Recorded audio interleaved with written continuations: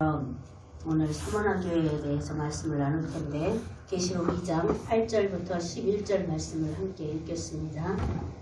2장 8절로 11절입니다. 시작. 서문화교회 사자에게 편지하라.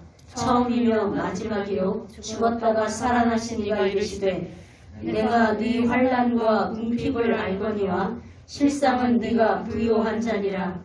자칭 유대인이라 하는 자들의 비방도 알거니와 실상은 유대인이 아니요 사탄의 회당이라. 너는 장차 받을 고난을 두려워하지 말라. 볼지어다 마귀가 장차 너희 가운데서 몇 사람을 옥에 던져 시험을 받게 하리니 너희가 7일 동안 환난을 받으리라. 네가 죽도록 충성하라. 그리하면 내가 생명의 면류관을 네게 주리라. 귀 있는 자는 성령이 교회들에게 하시는 말씀을 들을지어다.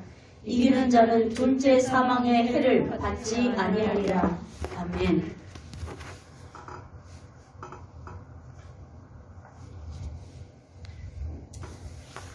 동료 사도들은 다 순교당하고 예수 그리스도를 믿는 하나님의 백성들은 핍박을 피해서 동굴 속으로 또는 이웃 나라로 떠나고 다 흩어지고 요한 자신도 반모섬에 유배되어 있는 상황.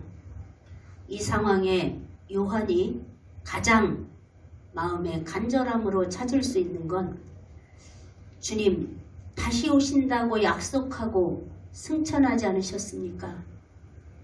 우리의 이 핍박과 환난의 상황을 주님이 아시지 않습니까? 주님을 따르던 모든 제자들은 지금 다 순교당하여 주님께 갔습니다. 언제 오십니까? 마라나타, 주님 속히 오시옵소서. 아마 가장 주님 다시 오실 날을 기다렸을 거예요.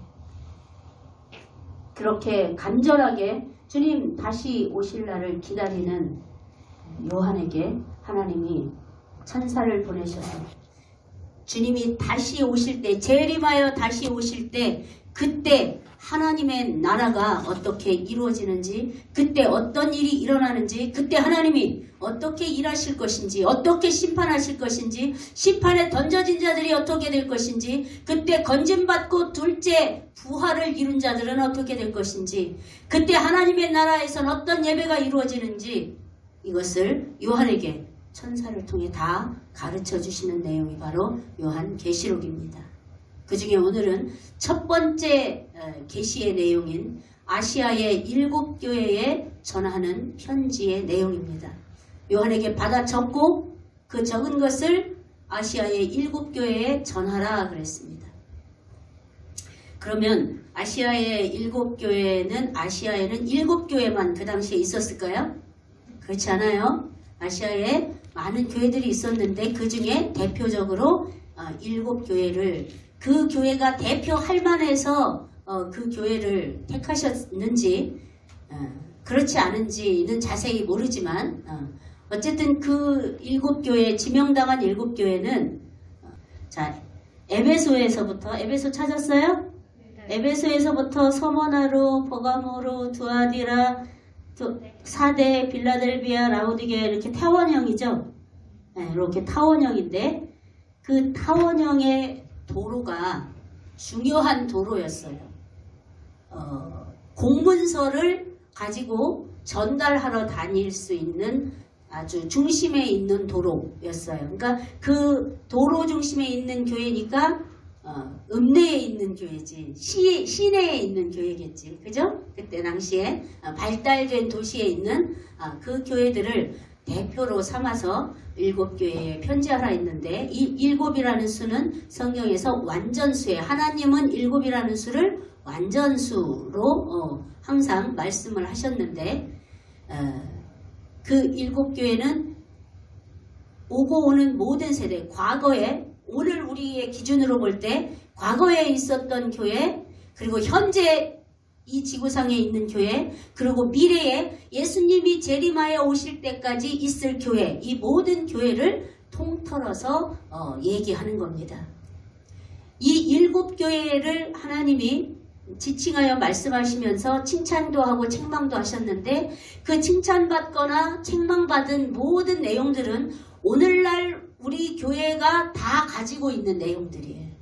그리고 우리가 지향해야 할 내용들이에요.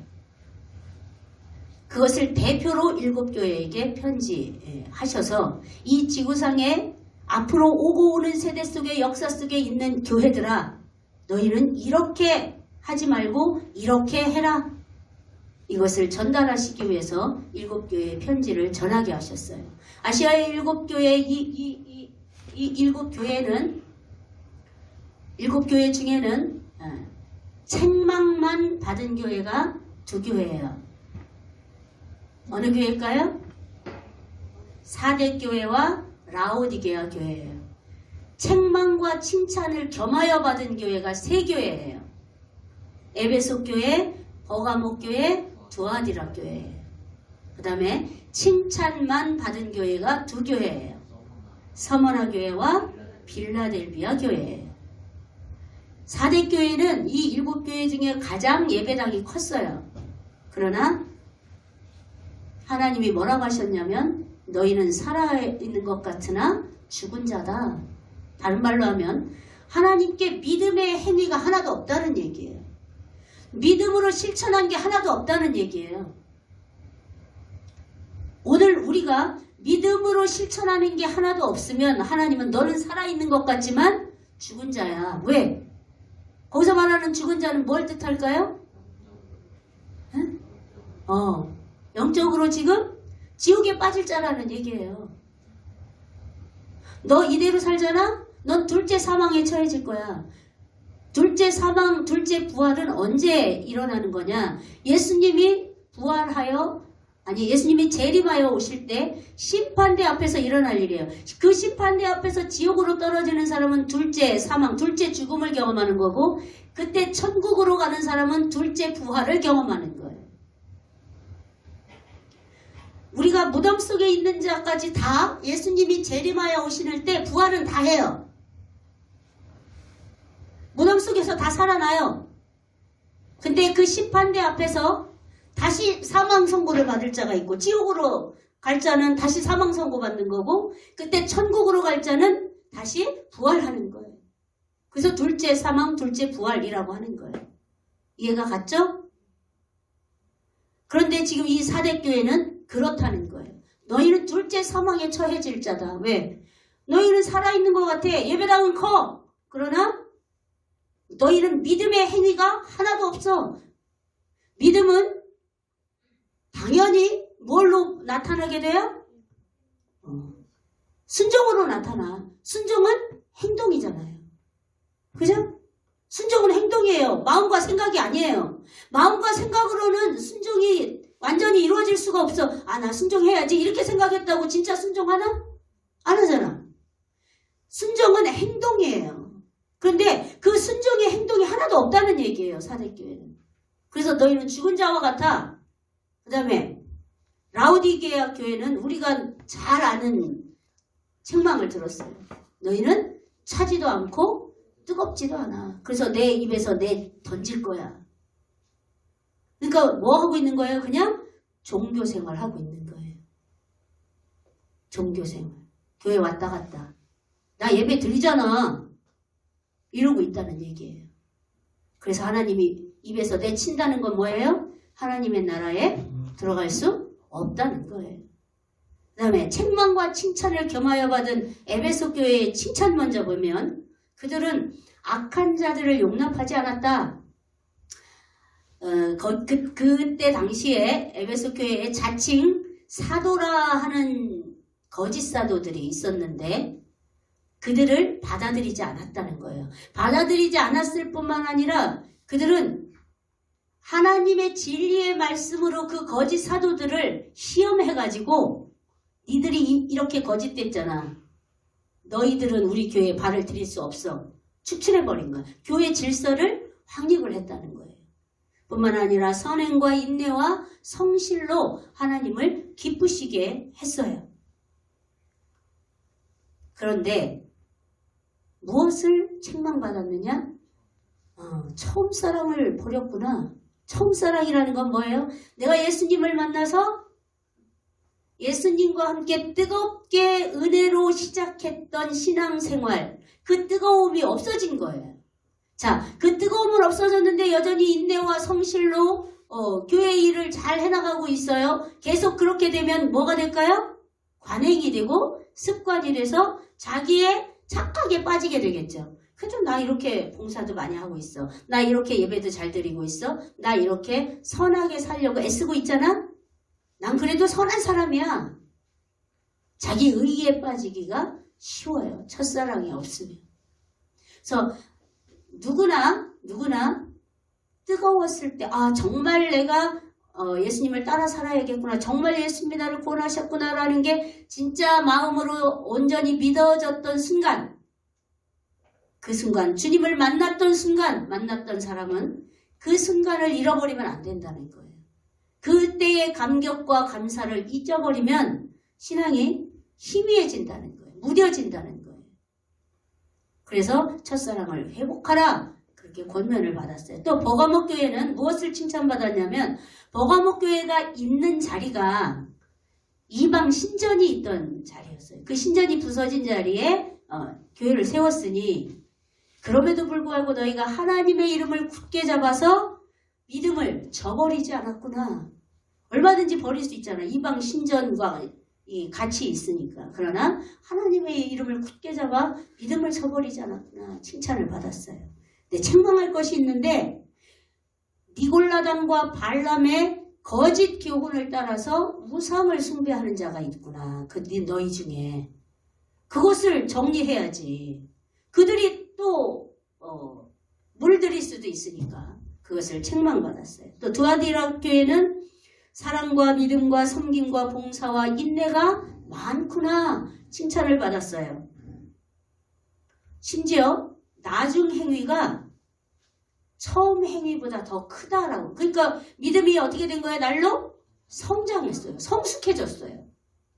그런데도 책망받을 일이 있었대요. 뭐냐면 자칭 선지자라 하는 이세벨을 용납해서 행음하고 우상을 섬기는 자가 있구나. 이세벨이 누구의 아내죠? 응? 누가 지금 말했어? 응? 아합의 아내예요. 아합을 조종하던 이세벨. 아주 간교하고 간사하고 잔인한. 근데 자칭 내가 선지자야 하는, 내가 이세벨 선지자야 하는 이 거짓 선지자를 받아들여서 뭐 했다고요? 행음하고 우상을 숭배하는 자가 있어서 책망을 받았어요. 칭찬만 받은 두 교회 봅시다. 서머나 교회는 무엇을 칭찬받았느냐? 환난과 궁핍 중에도, 환난과 가난한 중에도, 또 비방을 당하는 중에도 믿음을 지킨 진정 너희는 부요한 자다. 이런 칭찬을 받아요. 너희가 지금 가난한 것 같지만 너희는 부요한 자야. 그리고 필라델비아 교회는 아주 연약한 교회였나 봐요. 우리처럼. 작은 능력을 가지고도 너희가 말씀에 순종하며 끝까지 그리스도를 배반하지 않았구나. 칭찬을 받았어요. 7교회 중에 칭찬만 받은 교회가 몇 교회예요? 2교회예요. 그래서 오늘 서머나 교회, 다음 주에 필라델비아 교회, 잠시 이번 주와 다음 주는 히브리서에 있는 믿음의 영웅들을 뒤로 하고 이 하나님께 칭찬받은 교회를 살펴보면서 우리 교회가, 각각 몸된 교회가 칭찬받는 길이 뭔지에 대해서 우리 연초에 깊이 생각하고 칭찬받는 교회로 살아가기를 결단하는 그런 2주가 됐으면 좋겠습니다. 자, 이 서머나 교회가 있을 당시는 도미티아누스 황제의 지배하에 있었는데, 그때 그 도미티아누스 황제 지배하에 있던 로마의 속국들, 엄청 여러 나라가 됐겠죠?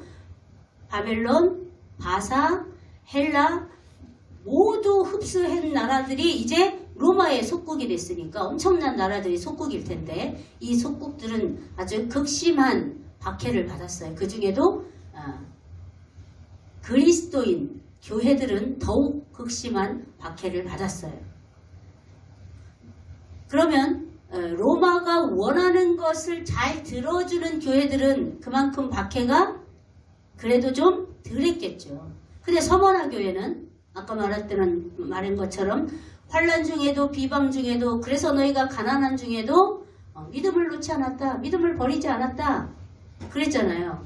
그러니까 서머나 교회는 로마가 원하는 대로 했을까요? 안 했을까요? 하지 않았어요. 로마가 원하는 첫 번째가 뭐였느냐? 황제 숭배 사상이 있었어요. 황제를 숭배해야 되는데 황제가 예수님보다 하나님보다 더 높습니까? 황제는 숭배의 대상이 아닌 사람이에요. 존경받을 수는 있겠죠. 그러나 예배의 대상은 아니라는 거예요. 그래서 서머나 교회는 황제 숭배를 거부했어요. 그래서 더 극심한 박해를 받다 보니 직장도 생업활동도 하기가 어려웠어요. 그러니까 가난할 수밖에 없었어요. 그렇게 가난한 중에도 그 믿음을 잃지 않은 거예요. 그뿐만 아니라 가난만 한 게 아니라 자칭 유대인들이라 하는 자들, 즉 유대교주의자들이 이들을 비방을 하는데 서머나 교회를 어떻게 비방하느냐? 성찬식 하는 걸 가지고 식인종이라고 떠들며 소문을 내고 다녔어요. 저 이상한 집단이야. 저것들 다 식인종들이야. 예수님의 피를 마시고 살을 먹는데 소문내고 다녔어요. 그뿐만 아니라 우상을 숭배하지 않는다고, 그때는 이방 신이 너무 많은 시대였으니까 누구나 다 뭐 신 하나씩 섬기는, 그러나 서머나 교회 성도들은 절대 우상을 숭배하지 않았어요. 그래서 그들은 무신론자다 이렇게 떠들고 다녔어요. 뿐만 아니라 황제의 숭배를 하지 않으니까 로마에 충성을 하지 않는 반국가적인 공동체다. 반국가적인 공동체다. 이렇게 떠들고 다녔어요. 이러한 비방과 핍박 속에서도 예수 그리스도가 구주이심을 믿는 믿음을 놓지 않았다는 거예요. 그래서 그들은 부유하다는 거예요. 자, 그런 핍박 속에서 서머나 교회, 그때 당시는 목사님이 아니고 감독이었어요. 서머나 교회의 감독이었던 폴리캅이라는 사람은 그렇게 황제 숭배도 안 하고 계속 예수가 그리스도라고, 나의 왕이라고, 나의 구주라고 섬겼으니 잡아다가 본보기로 잡아다가 화형을 시켰어요. 근데 이 사람이 화형당하기 전에 뭐라고 얘기했냐면, 나는 86년 동안이나 주님을 섬겼지만 그 주님이 나한테 나쁘게 한 적이 한 번도 없다. 나를 구원하고 나의 왕이 되신 그분을 내가 어떻게 욕을 할 수가 있냐, 거부할 수가 있냐, 배반할 수가 있냐, 이렇게 말하고 화형당해 순교했어요. 그런 순교자가 나올 만큼 서머나 교회는 충실히 주님을 따르던 참으로 하나님 보시기에 부유한 자들. 그래서 자칭 유대인이라고 하는 자들에게 하나님은 뭐라고 하냐면, 그들이 자칭 유대인이라고 하지만 사실은 뭐라고요? 오늘 성경 말씀해 보니까 9절에 보니까 사탄의 회당이다. 사단의 모임이라는 거예요. 그들은 예수 그리스도를 배격하고 적그리스도의 행위를 하고 있으니 그들은 당연히 사단의 종이고 사단과 한 패거리 아니냐. 그러니까 사단의 회당에 불과한 것들이야. 이렇게 말씀하고 계셔요. 그러나 그들은 혈통적으로 아브라함의 후손이라는 이유로 우리는 유대인이야. 그러면서 서머나 교인들을 핍박했던 거예요. 비방했던 거예요. 그렇다면 이렇게 죽임을 당하고 화형을 당해 죽임을 당하고 또 옥에 갇히고 또 이렇게 터무니없는 비방을 당하고 이런 환란이 언제까지 계속될까? 차라리 이게 몇 년이야 라고 기한을 알면 좀 견디기가 좀 쉬울 수 있어요. 이게 언제까지일지 모르는 상태로 그 고난을 계속 당하는 게 더 힘든데, 하나님은, 예수님은 오늘 말씀에서 10절에서 기한을 정해줘요. 10일 동안 옥에 갇힐 거다. 10일 동안 사단이 너희를 시험하기 위해서 너희 중 몇 사람은 옥에 가둘 거야. 여기서 말하는 10일은 우리가 생각하는 10일이 아니에요. 단지 기한이 있다는 뜻이에요. 끝이 있다는 거예요. 끝이. 어떤 끝? 세상의 끝. 이 말은 다른 말로 하면 세상이 존재하는 한 우리가 세상을 사는 동안은 고난 없는 인생은 없다는 거예요. 예수님 믿어서만 고난 받을까요? 그러면 예수 안 믿는 사람은 고난이 하나도 없을까요? 똑같이 고난이 있어요. 그런데 죄가 사단이 주관하는 세상이기 때문에 고난은 똑같이 있는데 그 고난은 이 세상이 끝나는 날, 즉 주님이 다시 오시는 날 그 고난도 끝날 거야. 이것을 말씀하고 있는 거예요. 죄와 사단으로 말미암아 이 세상을 사는 동안 고난은 닥치고 또 닥치겠지만 그러나 끝까지 마지막까지 믿음을 잃지 않으면 생명의 면류관을 너희에게 줄 것이다. 분명하게 약속하고 있는 거예요. 이 말할 수 없는 환난과 핍박에서도 이 서문학교회는 주님의 말씀을 끝까지 붙잡고 신앙을 지켰어요. 그래서 부요한 교회라고 칭찬받고 생명의 면류관을 약속받았어요. 그런데 부요하다고 우리는 부자야 라고 자랑한 교회가 있어요. 바로 라오디아 교회예요. 우리는 부자다, 부족한 것이 없다라고 자랑을 했는데 실상 그들의 모습은 하나님이 보니까 어떻다는 거예요? 가난한 자요, 벌거벗은 자요, 눈먼 자라고 책망하고 계십니다. 겉으로 볼 때 화려하게 꾸미고 예쁘고 돈이 많고 비싼 거 들고 다니고 날마다 옷도 바꿔 입고 예쁘게 머리도 하고 내가 원하는 명품 가방 들고 있으면 그 사람은 나는 부자야. 다른 사람이 넌 볼 수 없어 할 것 같지만 그는 자기 자신이 얼마나 천박한 자인지 자기 내면은 얼마나 천박한 자인지 볼 수 없는 눈먼 자요. 자기의 속사람 자기의 내면 자아가 얼마나 천박한지 벌거벗은 자와 같은 자요. 실제 영적으로는 가난한 자다. 지금 주님이 그렇게 라오디아 교회를 책망하고 있어요. 그런데 그들은 못 봐요, 그거를. 왜? 겉에 화려한 거 한 것만 보느라고 속에 썩어져 가고 있는 자기 자신의 영적인 내면을 못 봐요. 그걸 지금 주님이 그렇게 말하고 있는 거예요. 눈먼 자야. 눈이 멀어서 네 안에 있는 너를 못 보는 거야. 겉에만 잘 꾸미고 화려하고 부족한 게 없으면 부자인 줄 아니? 그게 진짜 가난한 자야. 겉으로도 가난하고, 겉으로도 부유하고, 영적으로는 더 부유하다면 그보다 더 복된 자는 없겠지. 그러나 둘 중에 하나를 택하라면 지금 여러분은 겉으로 화려하고 부유한 걸 택할 거예요. 그런데 그런 자는 실상은 뭐다? 눈먼 자다. 벌거벗은 자다. 벌거벗으면 부끄러워요? 안 부끄러워요? 화려하게 치장을 했는데 그게 벌거벗은 모습이라는 걸 모른다는 거예요. 눈이 멀어서 안 보인다는 거예요. 계속 그것만 쳐다보고 있는 거예요. 더 좋은 거, 더 화려한 거, 더 명품인 거. 오늘 입은 거 내일 안 입고 내일 입은 거 모레 안 입고 일주일에 하루씩 다 바꿔 입을 수 있는 옷이 있다면 그런 거에나 신경 쓰고 내면에 대해서는 전혀 신경 쓰지 않는 그 사람이 바로 벌거벗은 자고 가난한 자고 눈먼 자라는 거예요. 그게 라오디아 교회였어요.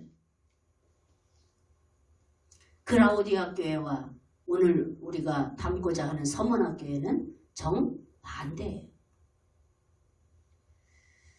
성도의 본분을 가지고 세상과 싸우고 죄와 싸우는 사람에게 오늘 주님이 두 가지 복을 약속하는데 첫 번째 복은 생명의 면류관을 주겠다는 약속이고 두 번째는 둘째 부활에 처할 것이다. 아까 설명했죠. 둘째 부활이 무엇인지? 주님이 다시 오실 때 심판대 앞에서 결정되는 부활이에요. 천국이냐 지옥이냐에 따라 사망이냐 부활이냐가 결정되어질 건데 그때가 그리 멀지 않았어요.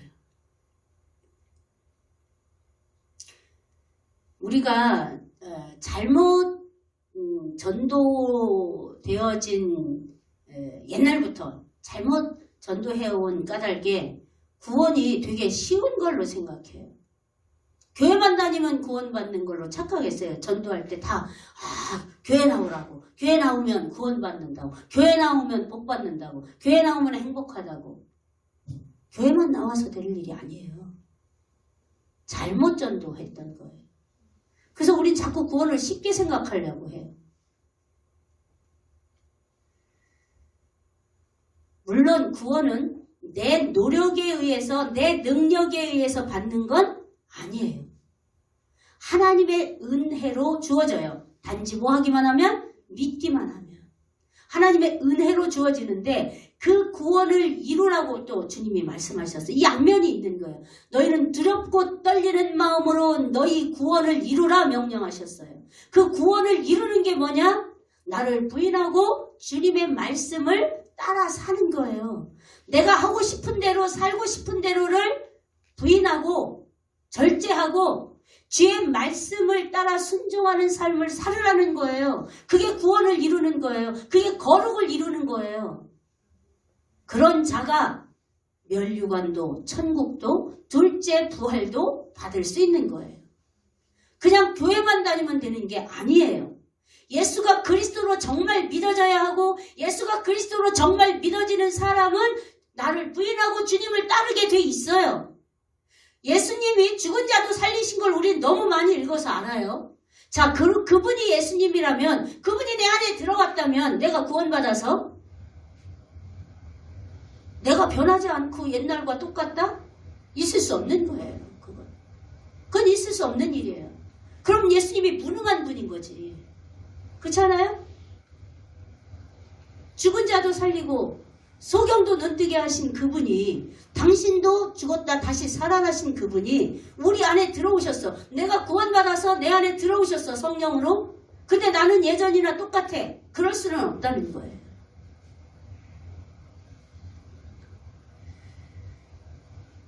그렇게 고난 중에도 구원을 이루어가는 삶, 두렵고 떨리는 마음으로 구원을 이루어가는 삶, 주님을 따르기 위하여 나를 부인하는 삶, 자기 십자가를 지고 주님을 따르는 길을 걷기 위하여 힘쓰는 삶, 이런 것을 전하고 이런 삶을 살아가는 교회 공동체에 많은 사람들이 몰릴까요? 안 몰릴까요? 어떨 것 같아요? 많은 사람들이 몰릴 것 같아요?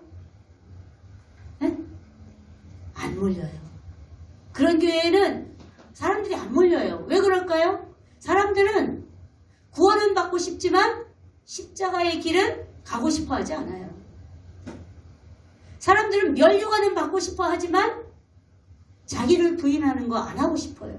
내 마음대로 살고 싶어 해요. 천국은 가고 싶어도 십자가의 길은 가고 싶어 하지 않아요.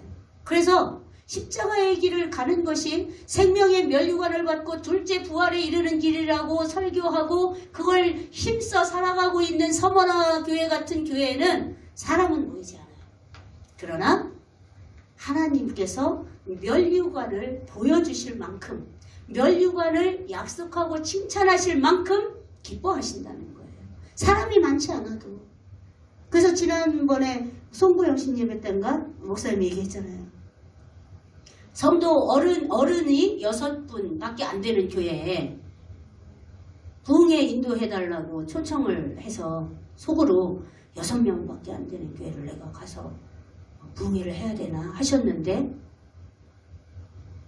금면류관의 눈앞에 금면류관이 갑자기 내려오더래요. 하늘로부터 반짝반짝 빛나는 금면류관이 이렇게 팽팽 돌아가며 내려오더래요. 아이고, 하나님이 면류관이 뭡니까? 그 교회가 이 면류관이 예비된 교회다. 그러니까 그 교회는 서머나 교회처럼 칭찬받는 교회인 거예요. 예수님을 따라 살기 위하여 힘쓰는 환난과 고난도 견디고 나아가는, 오직 주님을 의지하여 환난과 고난도 견뎌나가는, 내 맘대로 살고 싶은 욕구들을 죽이는 고난을 능히 감당하고 있는 교회라는 거예요. 그 하나님이 멸류관을 보여주시더라는 거예요. 그래서 얼른 회개하고 그 교회에 가서 설교하다가 오히려 설교한 목사님이 더 큰 은혜를 입고 깨달음을 입었다는 거예요. 그분들을 보고 우리가 그런 교회, 그런 성도가 되기를 간절히 소원합니다. 우리는 어떤 교회일까요? 하나님이 우리 교회에는 뭐라고 말씀하실까요? 무슨 칭찬을 하실까요? 아니면 무슨 책망을 하실까요?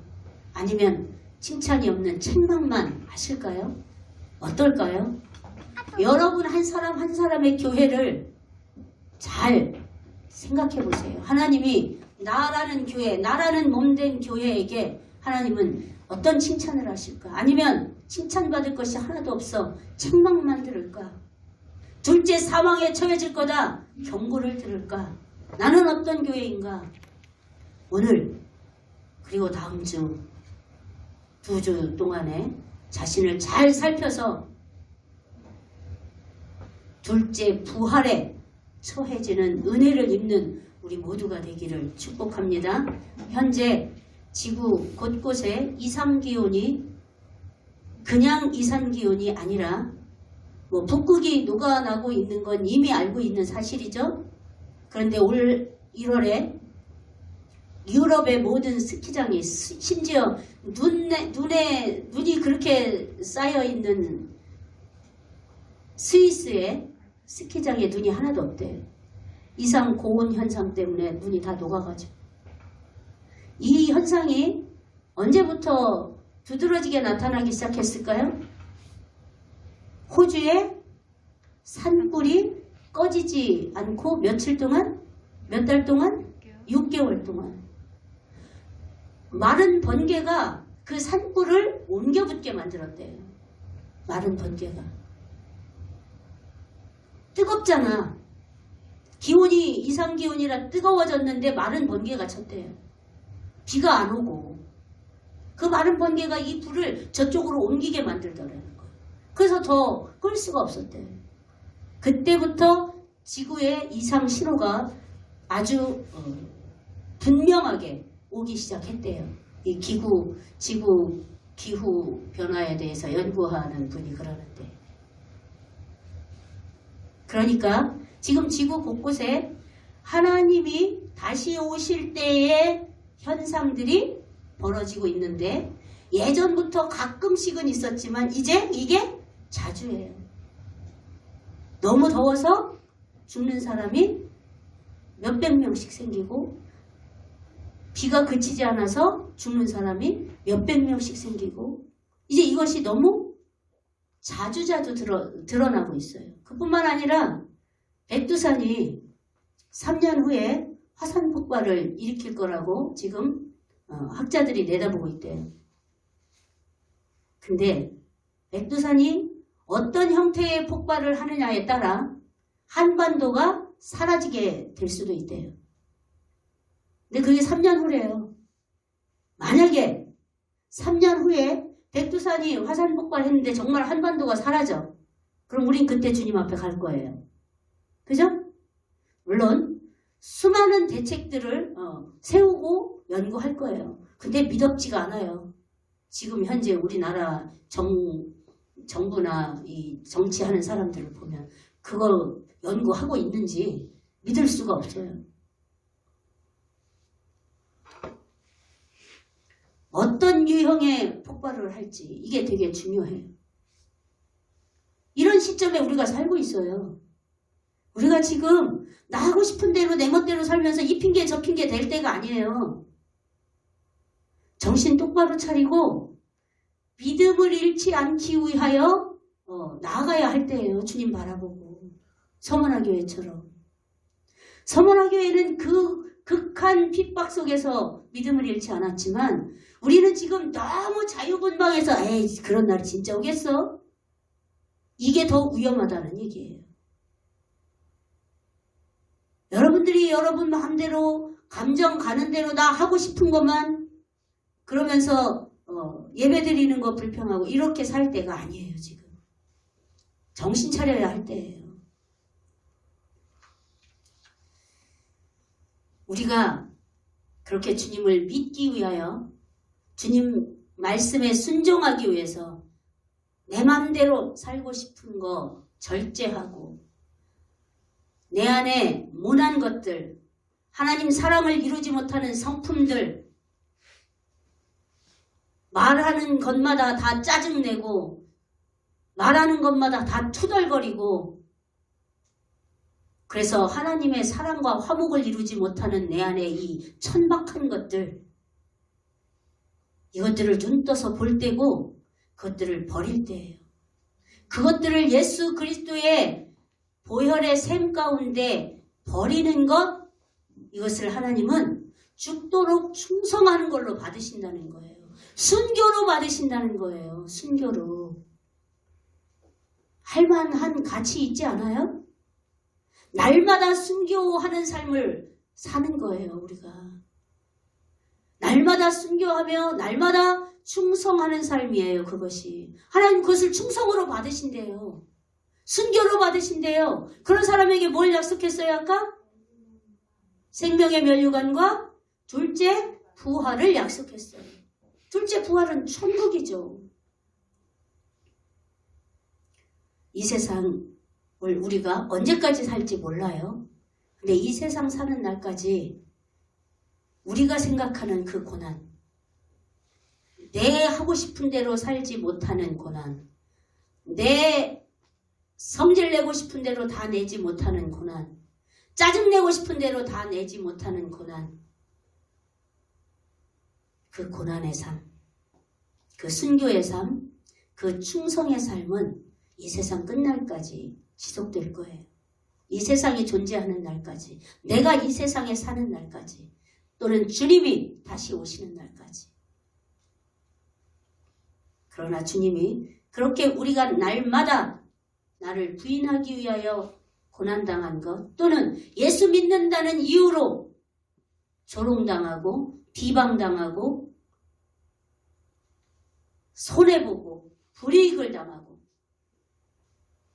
이런 일을 계속할 때, 그래서 끝까지 믿음을 지킬 때 주님은 그 하나하나를 예수 믿는 믿음을 지키기 위해서 때로는 비방을 당하고 조롱을 당하고 또는 불이익을 당하고